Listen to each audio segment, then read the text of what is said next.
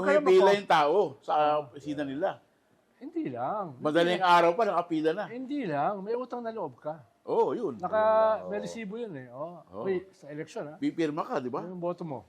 Tsaka, what makes a congressman or a senator better prepared to decide kung kailangan mo o hindi ng Than executive agencies with experts. Kaya nga ang nagbibigay ay yung executive, yung bureaucracy, para walang utang na loob para iboto sila. Oh, Paano kung impersonal politiko kasi, ang magbibigay, edi personal beholden ka. patronage. Oo. Yun yung baka hindi nila naunawaan. Tsaka O ano, baka no? ayaw unawain. Tsaka hindi uniform yung binibigay ng mga politiko, like mga senador, congressman. May favoritism. Iba-iba kasi tulad nung yung isang kilala ko, 10,000 binibigay. Muntik na Luzon. Oo, di ba?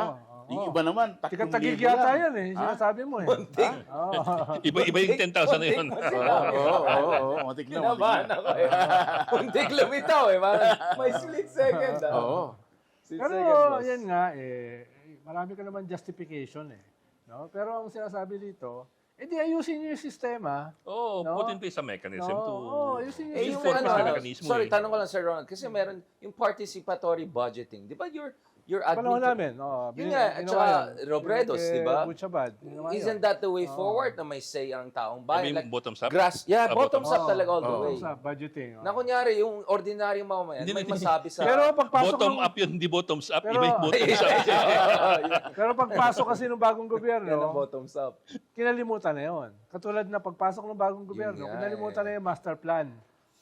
Yung flood control master Yeah. plan ni Babes Romualdez. Tsaka yung Ang Laguna kinuha lang Lake, nila, oo.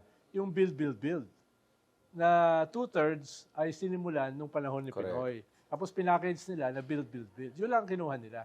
Pero all the rest, Na good. tinapos. Pero Yung bottom-up paki-explain, Sir Ronald, for budgeting. people who are not familiar, what is that participatory budgeting? In what ways? Perhaps this could be a way. Kasi kung ang sasabihin ng congressman, that may say kami kasi alam namin yung pangailangan ng komunidad namin. Mas alam ng komunidad anong pangailangan nila kaysa yung congressman na kung Correct. ano ang gusto niya Correct. gawin. Sagutin mo lang yung tanong mo. Yun naman talagang purpose mo, Sir Ronald. You're just a fig leaf for myself.